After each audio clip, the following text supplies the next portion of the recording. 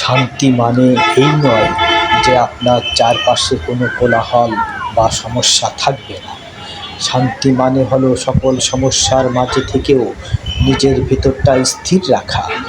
আপনি কি আপনার মনে প্রশান্তি আনতে চান? তাহলে আপনাকে ঠিক এমন একটি জায়গায় আসতে হবে।